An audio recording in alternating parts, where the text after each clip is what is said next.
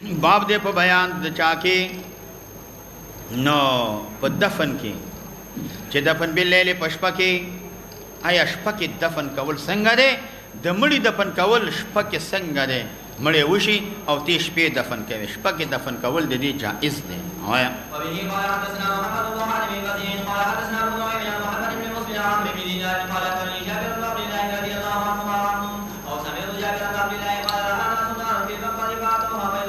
دا ویرانا سنول در سخل گور په مغبره کې فاتو هادي من ور تراله فاذا رسول الله صلی الله علیه وسلم ناصاب نبی صلی الله علیه وسلم فی المقف القبر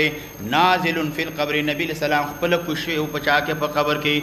واذا هو نبی صلی الله علیه وسلم یقول ولنا ولونی صاحبکم راکه خپل ملګری تاسو زی دفن کما فاذا هو دا میت کم دی الرجل الرذید هغه سړیو کان يرفع صوته بذکر نو دی وجنه دی आवाज پورته کول په ذکر باندې دا عبد الله نومیدلا نبی رسول الله په خپل لاسو مبارک باندې واغسو په قبر کې کوس کو بیا دفن کا نو دی وجنا دفن باللیل دی کې علماء اختلاف دی مخکې د ویلی و نو دی وجنا دفن باللیل دی کې علماء اختلاف جمهور علماء سلفا وخلفا اصلا مکرون دی دلیل پام دی باندې نیولې د ابوبکر صدیق رضی الله عنه یو جماعت د سلف او دفن لیلا چا په انکار نه کړي هغه تور خد جماعت صفا کولا یا تور سړی هغه د شپې دفن کړي شی و نبی له سلام انکار نه کړي او امدارنګ نبی له صلوات و سلام دغل ته وګوره په خپلن بنفس شریف پیغمبر علیه الصلاۃ والسلام شپې دفن کړي دي او هغه حدیث راغلی دی نبی له سلام فرمایي چې تاسو شپې دفن مکوئ نبی علیہ السلام زور نه ذکر کړی دا اے د شپې قبرونه مو باسي دفن باللیل مکویا دا نه چې راغلی دا د هغه سړي د پاره چې هغه د مون په باندې نه کې لتر کې صلات کوم مجرد دفن کې جایز دی خو مون په باندې نه کوي یا دا د شپې خلق کم یو د ورځې ډیر وي یا ساعت د کفن دی لکه کفن می کمزور دی راځه د شپې دفن کا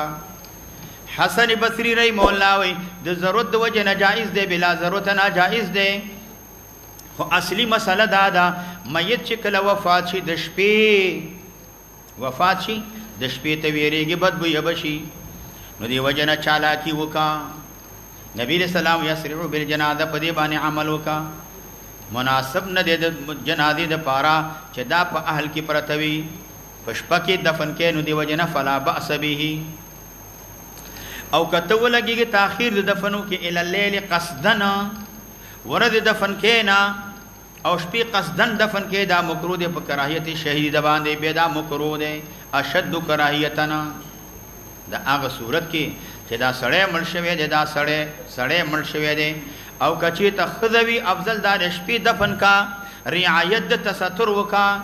به دفن مکروه نه دی او همدارنګه اوس نن زمانہ کې کزنانه وی د ورځې دفن کې مکروه نه دی ولې ځکه دلته نعش وي هغه د پاره ډولۍ وي هغه د پاره د دې ستر پاغه باندې کېږي ښکاریږي نه یا په تابوت کې یا هم داسې وي نو بیا د هغې دفن کولو ته چې شپې دفن کې هم څه پروا نشته ورځې هم دفن کې څه پروا نشته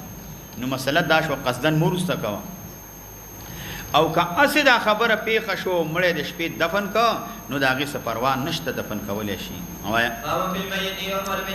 باب دی په بیان د مړي کې چې پورته کولی شي د یو ځمکې نه بل ځمکې ته وایه وبه قال حدثنا محمد بن قاسم قال اخبرنا سفيان عن الاسود بن قيس عن نوفل عن جابر رضي الله تعالى عنه قال كنا حمل القتلى يوم احد لندفنهم فجاء منادي النبي صلى الله عليه وسلم وقال ان رسول الله يامركم ان تدفنوا القتلى في مضاجعهم فرددنا ندي وجنا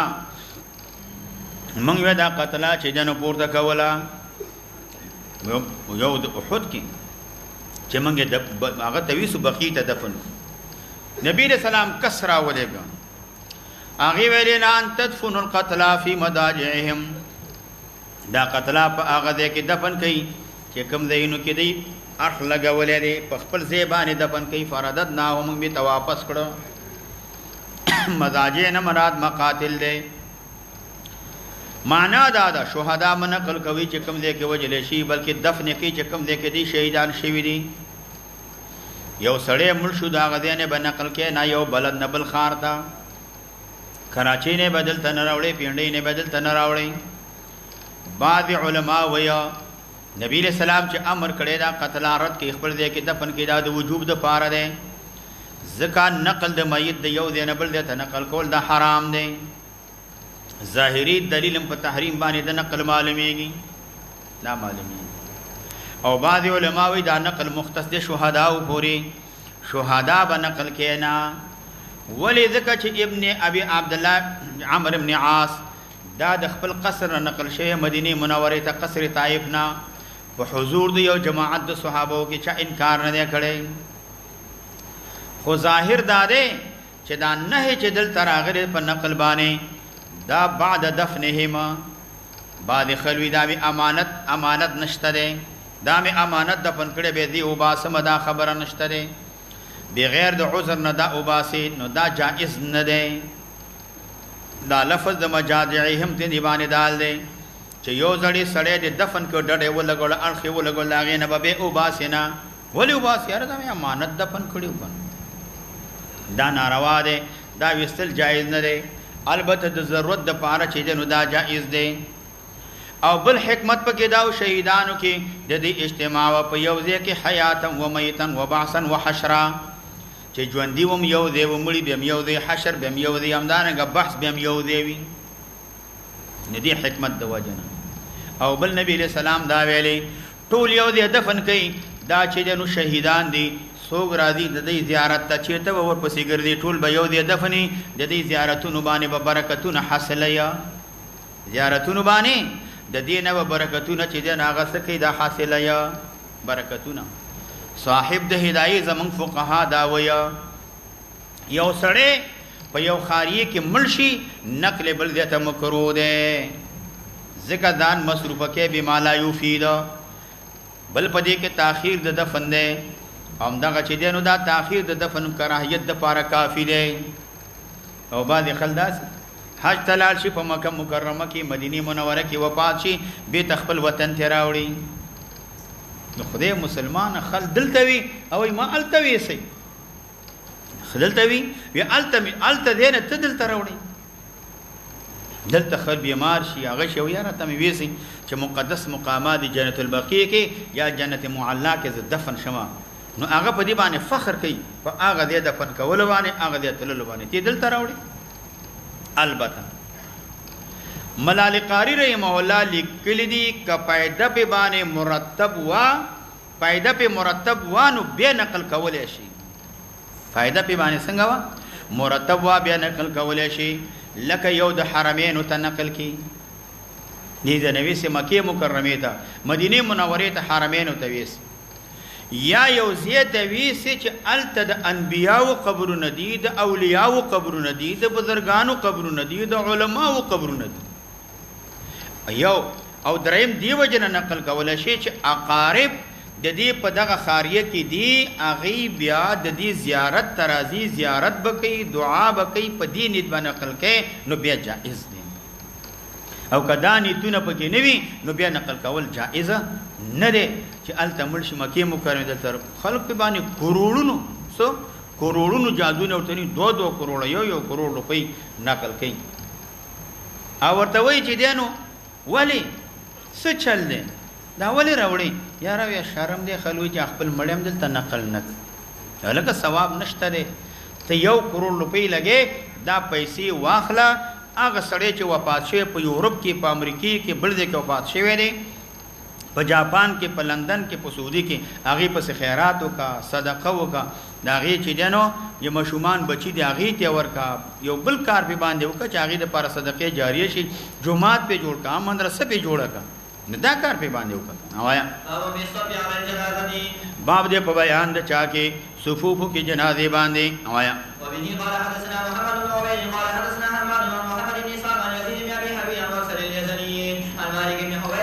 دا مالک ابن حبیر ابن خالد بن مسلم سکونی دے دیتا کندی ویلے کیگی دی کنی ابا سعید وا نو دا پا اہل مصر کے صحابوں کے دا شمار لے شوے دے امام بخاری رحمہ اللہ پا تاریخ کوئی لہو صحبتن دا صحابی دے موایا قال رسول الله صلی اللہ علیہ وسلم من يموت ويصلي عليه ثلاث صفوف من المسلمين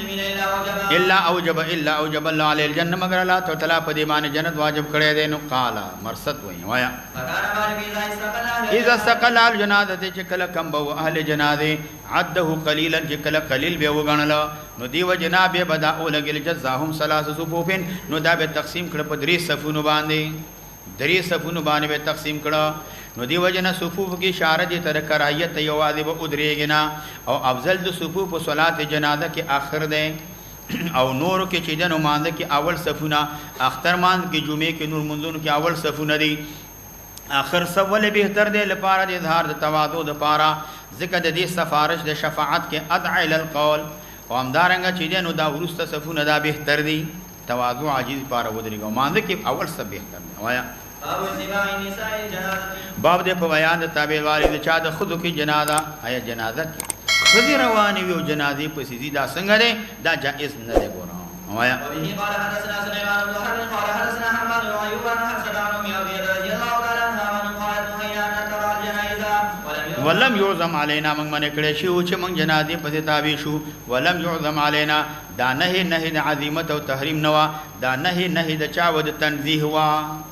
نه د تنزیه وا. نو معنا دار نبی له سلام من کړي ود دینا، نه د کراهیت تنزیه د کراهیت تحریم نه دا. نو منګم دا وایو چې دا مکروه دی لیکن حرام نه دی،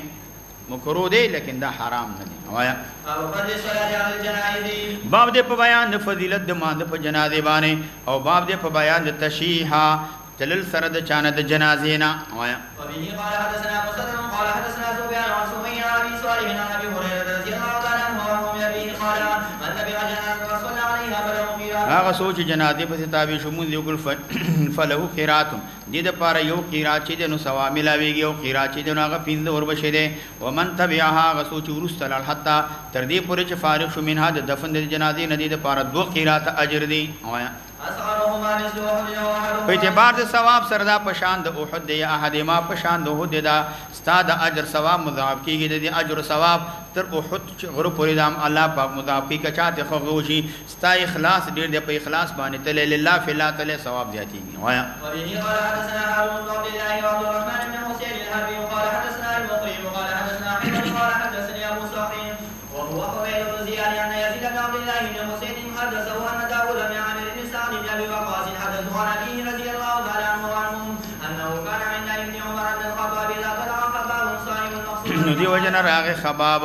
نو دا صحابي دی صاحب د چا د مقصوري و. نو دی وجنا مقصورا اغدار واسع محسن کلک ته ویل کیږي، او یا اغه دیر چې دا وړو کې ویددار نه سر مقصوره د دې لپاره خاص دی. هم دا صاحب مالک داخلي کې د دې نه ما سوا هر سړی کې داخلي دي نشي، داخلي دي نشي. او دا خباب چې کوم دی دا د فاطمه بنت عقبه داغي آزاد شوی غلام دی. وایا قال يا عبد الله بن عمر الا تسمع ما يقول ابو هريره انه سمع رسول الله صلى الله عليه وسلم يقول من خرج مع جنازه من بيتها وصلى عليها فذكر معنا حديث بأن ارسل ابن عمر الى عائشه فقال صدق ابو هريره. وبه قال حدثنا الوليد بن شجاع السقوفي قال حدثنا ابن وهب قال اخبرني ابو سهل عن شريك عن عبد الله بن ابي عمرو عن قريب عن عباس رضي الله عنهما قال سمعت النبي صلى الله عليه وسلم يقول عن المسلم يقول ويقوم على جنازه مرشي ودرېږي جنازې د باندې سلوي سلیلا شریکون بالله شیئا، مسلمانانو مون په باندې وکي الا شفعوا فيه، مگر د شفاعت به قبول کړي شي په حق د مسلمان کې. بل روایت کرا دي ما من میت يصلي عليه امه من المسلمين راغله چې سلو ترسيږي د سفارشو کې الله سفارش قبلي. مخکې حدیث کې 3 صفونه راغله د احادیث اصل کې چې نبی له سلام ذکر کړی دي دا جواب د سائلینو د پاره دی. هغه د دې تپوس کړی دی پیغمبر اسلام دا هغه مطابق جواب ورکړي. نو احتمال لري چې پیغمبر علیه الصلاۃ والسلام خبر ورکړي په قبول د شفاعت د سلو کسانو باندې اول، بیا خبر ورکړي شو چې نه د سلوي کسانو سفارش هم قبليږي. نو هغه نه بعد چې 3 صفونه وي د دې سفارش هم چې قبليږي. د دې نه عادت چې نو کم وی هغه خبر نبی له صلوات والسلام ته ملاو شوی دی. لا يشركون بالله شيئا لا شبهوا فيه. باب دې په بیان د تابعداري د میت بن نار مړي په سیور شاته روان کړي دي. دا د جاهلیت رسم و رواج دا جائز نه دی. قال حدثنا هارون بن عبد الله قال حدثنا عبد الصالح قال حدثنا ابن المثنى قال حدثنا ابو داود قال حدثنا هارون يعني بن شداد قال حدثنا يحيى قال حدثني ابو بن عمير قال حدثني رجل من اهل المدينه عن ابي هريره رضي الله عنه عن النبي صلى الله عليه وسلم قال لا تقطع الجنازه بصوت ولا نار مطابق جنازې په आवाज او ور आवाज نه مراد جړه आवाज نه مراد یا مطلق الصوت دا ته مراد دی. دا مطابق او ور سے مطابق لکه دا د جاهلیانو رسم رواجو. وزادر زیاتواله کړه هر ولایم شي بین یدیها خدام د جنازې نه چې جنو دا مزه ورسته دا لکه دا د احناف مسلک مذهب دی ورسته تفسیر را روان دی دغه پیغمبر اسلام فرمایي جنازه مطبوعه ده نو دی وجنات د جنازې چې جنو دا سمکوا چې جنازه مضبوطه تابع دا سمکو چې تابع شي جنازه چې جنو دا مطبوعه کی اور مطابق وا جنازې پسې قبر پوری سکروټي چې جنو هغه واچولې په لوخي کې دی بر پسې روانه کړي وي روایت کې راځي چې نبی صلی الله علیه وسلم یو جنازه کې وتل یو خدای وریلا پلاس کې سکروټي وي نبی صلی الله علیه وسلم په باندې چې جنو आवाज وکړو هغه سکروټي وګور دولې تر دې حاله پورې الته ډېر کوي پاغي کې وخت چې جنو لاړه پناشوا ابو هريره روایت نقل کړي دي چې تاسو سکروټي جنازې ابتدا مریدا د جاهلیت چې جنو دور داغي رسم او رواج دي اللهم صل علی محمد وعلى ال محمد کما صلیت علی شیخ صاحب راغله نو باقی سبق وي نو زبر ډاکټر تلاش شم یو لس بجې ماغي سره وعده ده الحمدلله رب العالمین یا الله ګناهونه معاف کړي تقصیرات معاف کړي خاتمه په ایمان کې ټول طالبان ته روح صحتونه ورکړي شیخ صاحب څه تکلیف لري هغه ته مونږ ته ټول تعالی روح صحت راکړي سبقونه په خیر عافیت